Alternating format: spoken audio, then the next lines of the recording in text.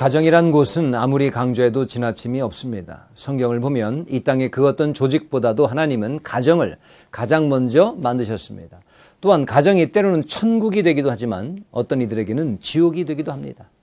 가족 때문에 웃기도 하지만 가족 때문에 극심한 아픔을 경험하기도 하니까 말입니다. 한마디로 가정은 우리 삶에 있어서 가장 내 마음대로 안 되는 곳이기도 합니다. 그래서 중요하기도 하고 어렵기도 한 것이죠. 우리나라에서 이혼하는 부부의 절반이 바로 결혼 3년 미만의 신혼부부라고 합니다. 하루 평균 130쌍이 이혼 소송을 내는데 그중에 절반이 신혼부부라는 믿지 못할 상황이 바로 우리의 현실인 것입니다.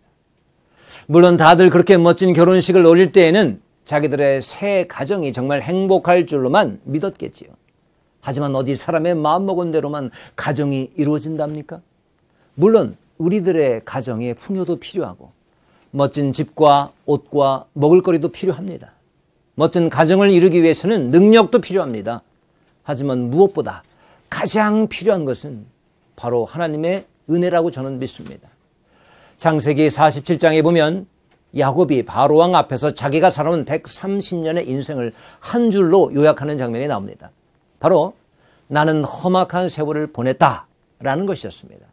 그도 그럴 것이 젊은 시절의 야곱은 정말 똑똑하고 능력 있는 사람이었습니다.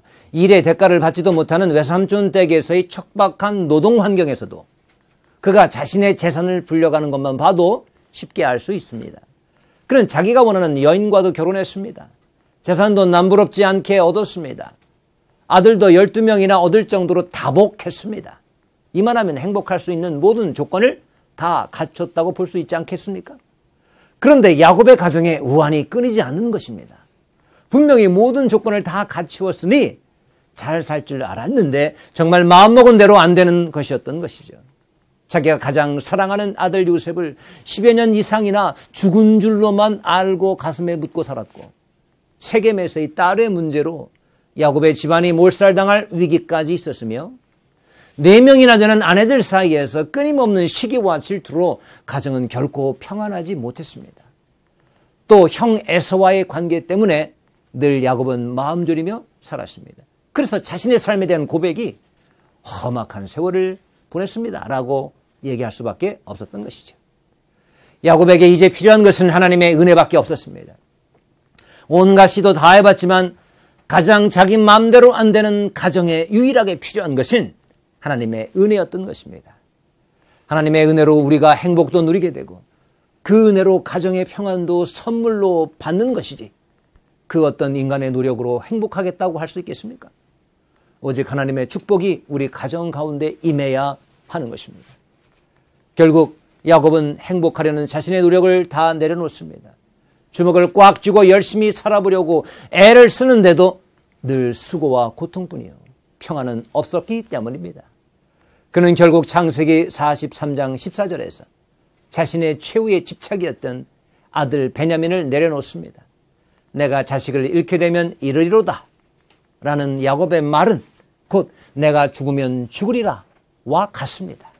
다 내려놓고 오직 하나님께만 의지하겠다는 소리죠. 그리고 하나님의 은혜를 구하기 시작합니다. 그제야 야곱의 집안이 진정한 평안이 찾아오는 것입니다.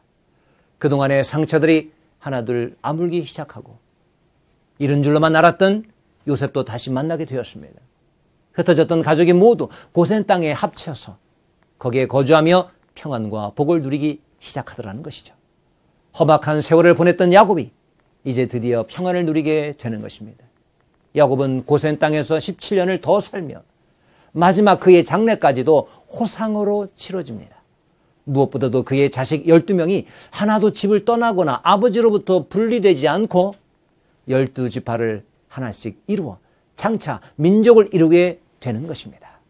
이 모든 것이 하나님의 은혜로 시작된 것이었습니다.